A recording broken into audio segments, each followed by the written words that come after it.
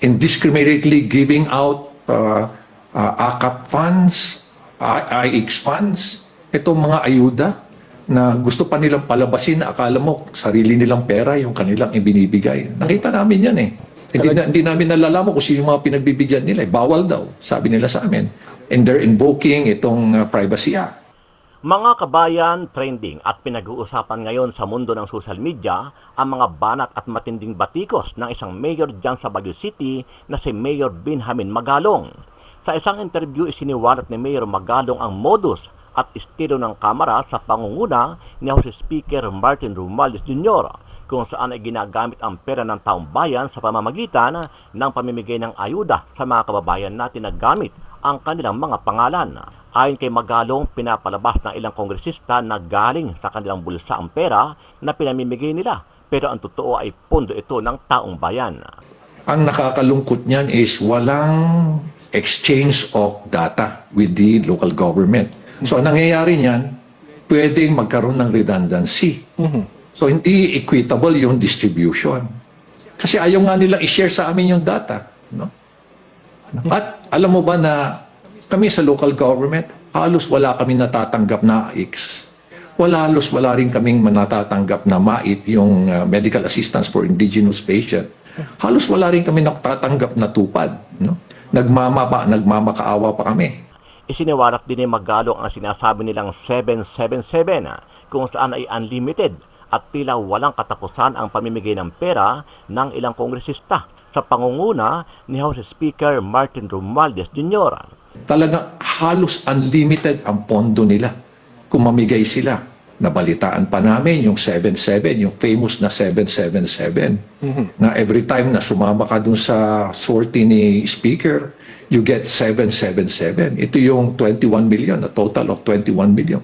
7 million na AIX, 7 million na AKAP, 7 million pa na tupad.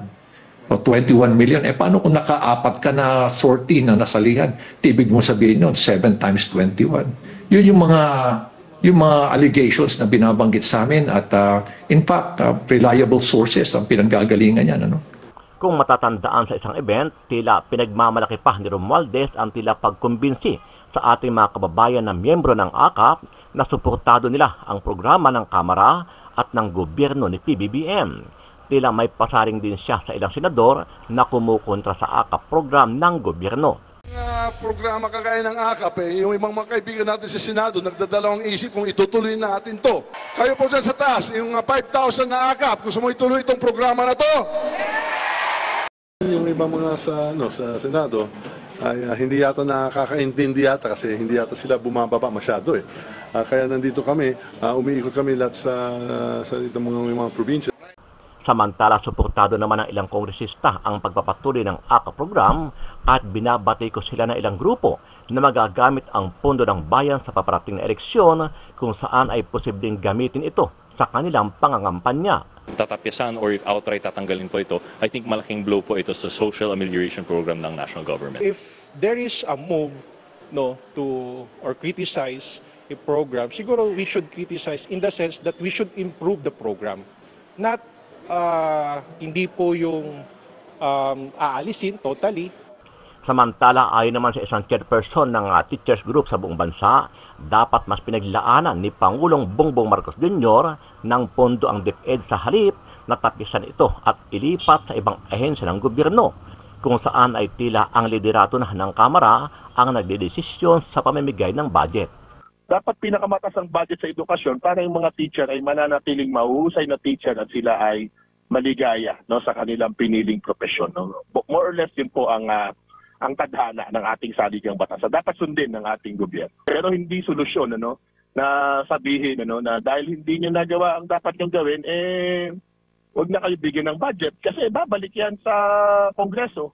Ang Kongreso din, na-miss niya ang lahat na halos ng kanyang mga trabaho, di ba? Yung social justice, yung job generation, yung pag-unlad ng ekonomiya, lahat ng legislasyon na yan ay dapat trabaho yun ng Kongreso pero hindi niya nagagawa, di ba? Ano ang masasabi mo dito, kabayan? Sama-sama nating panuorin ang buong video at pakikomment nyo po ang inyong mga reaksyon at sariling opinyon. Pero bago yan, sa mga hindi pa po nakasubscribe sa ating channel na Kabayan News PH, pakipindot po ang subscribe button at pakiclick na rin ang notification bell para lagi kayong updated sa mga bagong upload natin legit at napapanahong balita. Maraming pong salamat. Pag-usapan natin ngayon ang interview kay Police Major General and Mayor Benji Magalong ng Baguio City, na kung saan matapang niyang isiniwalat ang ginagawa ng mga lawmakers, kongresista, senador, yung pamimigay ng AKAP, AIX, tupad, anong ayuda, parang sarili nilang pera. Sabi niya, ba't hindi yung pera yan? Maswerte po tayo na meron tayong isang mayor, General Benji Magalong, na nagsasalita. Ang gusto niya, good governance. Meron siyang grupo na Mayors for Good Governance. Sinisiwalat nila yung korupsyon na nangyayari sa ating bansa. Yung halos 40% nawawala sa budget, napupunta sa bulsa kung kaninong bulsa. So ito, pakinggan natin ang interview kay Mayor General Magalong at bigyan natin ng reaksyon. Bawal! Yung listahan na nakakatanggap ng AKAP, AIX, tupad. Bakit ayaw i-share sa mga local government chief, ano? Yung pinagmamalaki ng Speaker of the House na kompleto daw sila ng mga beneficiaries.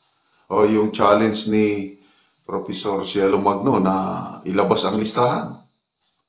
Bawal naman palang i-reveal ang mga listahan. Anong klase? Anyway, yan na po, nakakalungkot na nangyayari sa ating bansa. Daming naghihirap. Kailang yung ayuda, maganda naman yung ayuda kung ang matulungan yung talagang nangangailangan. Paano kung yung ayuda na lang pampolitiko para lang sa election next year? So may nabibigyan na ayuda, may kaya pa naman sa buhay dahil lang supporter nila, dahil yun ang boboto sa kanila. Ang hirap. I totally agree. Nararamdaman namin yan sa local government. Lawmakers, lawmakers indiscriminately giving out AKAP funds, AIX funds, itong mga ayuda na gusto pa nilang palabasin, akala mo sarili nilang pera yung kanilang ibinibigay. Nakita namin yan We have been conferring with the other mayors, also mayors for good governance at yung aking mga fellow mayors sa ating League of Cities. At ganoon din ang aming mga similar observations na talagang halos unlimited ang pondo nila kung mamigay sila. Nabalitaan pa namin yung 77, yung famous na 777, na every time na sumama ka dun sa sortie ni Speaker, you get 777. Ito yung 21 million, a total of 21 million. 7 million na AIX, 7 million na AKAP, 7 million pa na tupad. O 21 million, paano kung nakaapat ka na sortie na nasalihan? Tibig mo sabihin yun, 7 times 21. Yun yung mga allegations na binabanggit sa amin at in fact, reliable sources ang pinanggagalingan yan. Although these are allegations, reliable sources ang pinanggagalingan. Ang sabi naman po ng House leadership ay nakakarating naman daw po direkta sa mga constituents nila. What can you say about that? Ang nakakalungkot niyan is walang exchange of data with the local government. So ang nangyayari niyan, pwedeng magkaroon ng redundancy. So hindi equitable yung distribution. Kasi ayaw nga nilang i-share sa amin yung data. At alam mo ba na kami sa local government, halos wala kami natatanggap na AIX. Halos wala rin kaming natatanggap na MAIP, yung Medical Assistance for Indigenous Patient. Halos wala rin kami natatanggap na tupad. Nagmamakaawa pa kami.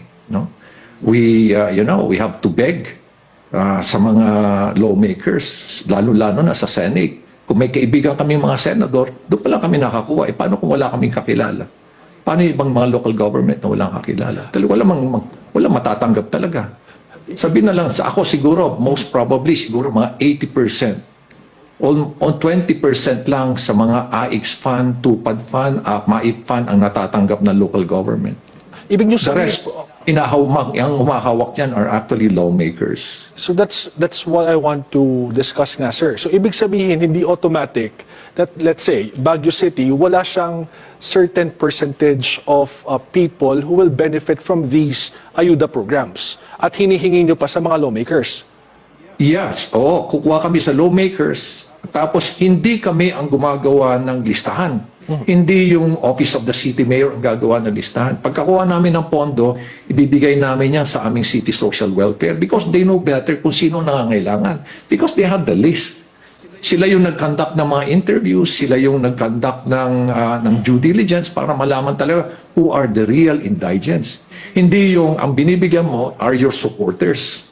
Tapos ang masama pa, pag binigyan mo yung supporters, hindi nila i-share sa amin yung listahan. So there is a huge possibility that once again, these same people will be receiving AIX or ayuda from the local government kasi hindi mo binibigay eh. Nako. Hindi namin nalalaman kung sino yung mga pinagbibigyan nila. Bawal daw, sabi nila sa amin. And they're invoking itong Privacy Act. Programa kagaya ng AKAP, yung ibang mga kaibigan natin sa Senado, nagdadalawang isip kung itutuloy natin to. Kayo po dyan sa taas, yung 5,000 na AKAP, gusto mo ituloy itong programa na to? Ito ang sagot ng mga benepisyaryo ng Ayuda sa Kapos ang Kita o AKAP program ng Department of Social Welfare and Development na sinusulong ni House Speaker Martin Romualdez. Nabanggit yan ni Romualdez sa pinangunahan niyang relief efforts sa Albay kahapon. Sa ilalim ng programa, 3,000 pesos hanggang 5,000 pesos ang ibinibigay sa mga low-income at minimum wage earner. Pero sa 2025, nanganganib na matigil na ito. Yan ay kung ang mananaig na bersyon ng budget ng DSWD ay ang bersyon ng Senado. Kinumpirma kasi kahapon ni Senator Amy Marcos na 39.8 billion pesos na nakalaang budget sana para sa AKAP sa 2025 ay inalis. Kaya kahapon, tila may pasaring si Speaker Romualdez sa aksyong ito ng Senado. Yung ibang mga sa Senado, ay hindi yata nakakaintindi yata kasi hindi yata sila bumababa masyado eh. Kaya nandito kami, umiikot kami lahat sa mga probinsya. Siniguro naman ni House Appropriations Chairman Zaldico na ipaglalaban nilang maibalik ang pondo para sa AKAP kapag nag-convene na ang Kamara at Senado sa Bicameral Conference Committee. Hindi raw nila hahayaang mawala ang isa sa pinakamahalagang socialized program ng gobyerno hanggat hindi raw naiaahon ng mga benepisyaryong ito para kumita ng 45,000 pesos kada buwan, mananatiling importante ang programang ito. Kasama ho natin ang nagsisilbing chairperson ng Teachers Dignity Coalition. Grupo ho ng mga kagruan sa buong bansa. At ito ho'y kaugnay doon ho sa controversial nga na budget ng Department of Education o ng Education Sector for 2025. Si Ginoong Benjo Basas, magandang tanghali po sa inyo. Thank you so much for joining us uli, Sir Benjo. Naging controversial nga po ito pong budget ng Department of Education. Pagkatapos ho nung pag-aproba ng Bicameral Conference Committee doon sa kanilang report. And then after that ay yun pong kumalat na hanggang sa 12 million o billion pesos yung tinanggal po na budget. And then after that, yun pong inaprubahan lately ni Pangulong Marcos na 2025 budget ho natin. Pero parang kulang pa po yata, Yun pong budget para ho rito, which is hanggang 1.05 trillion pesos. Anong take ho ninyo sa kabuuan po na budget ng Department of Education for 2025, sir?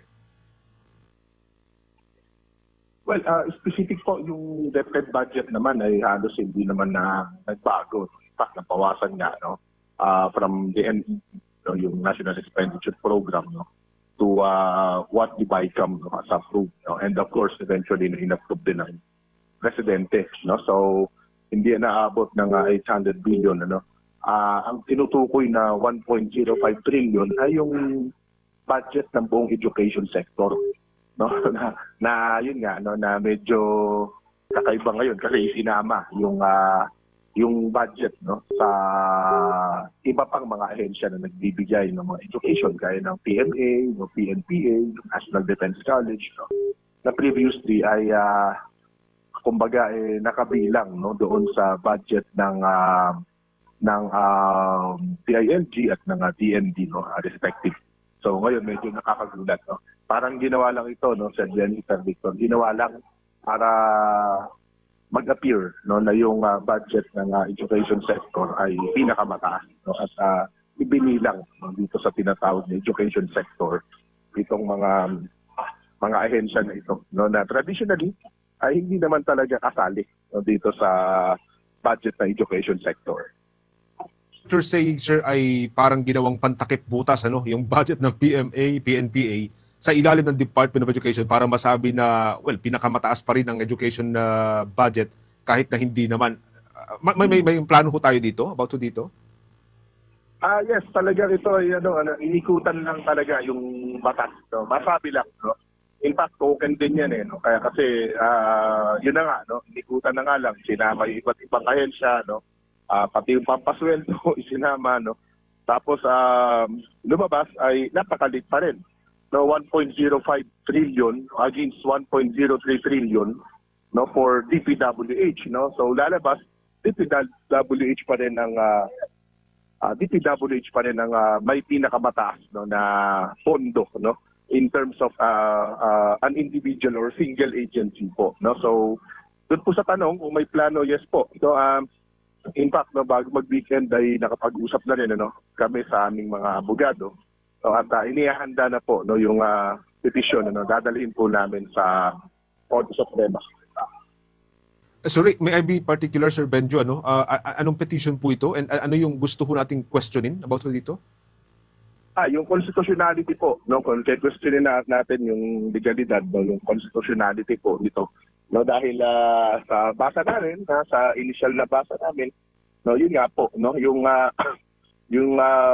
hindi naman talaga ito, no, natin pwedeng sabihin na budget sa edukasyon, kasi ang tandaan ng ating saligang batas, dapat pinakamataas ang pondo, no, ng edukasyon, no. At pag tinuloy pa natin ang pagbasa doon, lumalabas, no, yun ay para sa mga guro, no, mga guro na magtuturo, no, doon sa mga bata, no. So kaya ang aming paniwala, no, dito sa provision na po na iyan, no, ng saligang batas, no, ang tinutukoy diyan na education sector ay yung basic education, no, and then perhaps even some colleges or universities na nagbibigay talaga ng edukasyon sa ating mga taong bayan, at hindi yung mga specialized, no, na courses gaya ng paano ba maging police, paano maging local government executive, no, o paano maging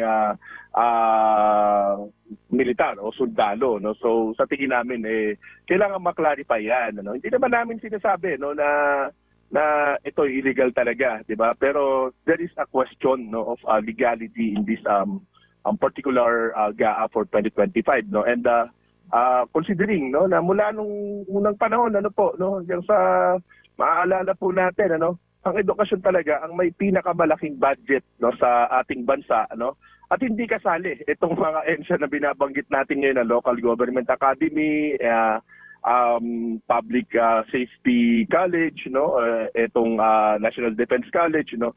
Hindi po kasama yan, no. Pinakamataas ang budget ng edukasyon, pag edukasyon dati combined yung CHED, TESDA at SUS at DepEd, no.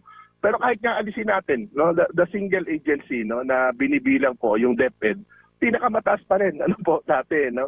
Ngayon medyo nagbigay po ng prioridad, no, dito sa DPWH, no. At dapat makita rin, no, para makita rin ng taong bayan, kasi yung kumbaga tinatawag natin na fiscal justice, no. Saan ba napupunta yung pera, no, na pinag-aambag-ambagan ng mga Pilipino, no. Kailangan, no, makita ho natin yan. At sa tingin namin, ang tangi na lamang, no, na recourse natin ay dalhin ito sa korte, no, para once and for all, no, ma-desisyonan, no, kung ito ba ay constitutional o hindi, no. Medyo kung kayo po mismo ang tatanungin, sapat bang dahilan na may nakita umano itong mga mambabatas na hindi maayos nga na paggamit ng pondo ng DepEd, kaya tinapyasan ito ng pondo? Well, kung yan, no, ang dahilan, no, dapat nating i-review lahat, no, ng ahensya, no. Syempre yung DepEd, no, well, may claim din naman yung DepEd, no, may utilization naman sila na mataas, di ba? Pero sige, sa discussion lang natin, no, sabihin na lang natin na gano'n, na meron talagang hindi na-utilize ang DepEd, o kahit pa sabihin natin may irregularity, no, baka merong katiwalian or whatever, no. At mahaba itong istorya na ito, no, mula 2021, ay problema na yan, no, dito sa DepEd computerization program. Hindi po kami pumipikit dyan. Hindi namin pinagtatanggol ang DepEd dahil gusto lang namin ipagtanggol. Ang sinasabi ho namin dito ay kailangan natin din na i-review itong paano ginagasta ito ng DepEd. In fact, noong 2022 nagkaroon na po ng congressional hearing tungkol dyan sa computerization program din. At nakita nga, di ba, at may rekomendasyon na yung Senate Blue Ribbon Committee, nasampahan ng kaso itong mga ilang opisyal ng mga DepEd at mga dating opisyal, dahil dyan sa sinasabing irregularidad, at kapabayaan. So kung merong irregularidad o kapabayaan, alinman sa dalawa o itong dalawang ito, meron namang remedy at merong paraan para habulin ito ng ating gobyerno. Kahit ang Kongreso mismo, 'di ba, meron siyang oversight function di gamitin niya 'yun. 'Di ba? At tsaka siya magpasya ng pagsasampa o magrekomenda ng pagsasampa ng kaso sa mga kung sino man na mapipinpoint natin. Pero hindi solusyon na sabihin na dahil hindi niyo nagawa ang dapat niyong gawin, huwag na kayo bigyan ng budget kasi babalik yan sa Kongreso. Ang Kongreso din, na-miss niya ang lahat na halos ng kanyang mga trabaho, 'di ba? Yung social justice, yung job generation, yung pag-unlad ng ekonomiya, lahat ng legislation na yan ay dapat trabaho yan ng Kongreso pero hindi niya nagagawa, 'di ba?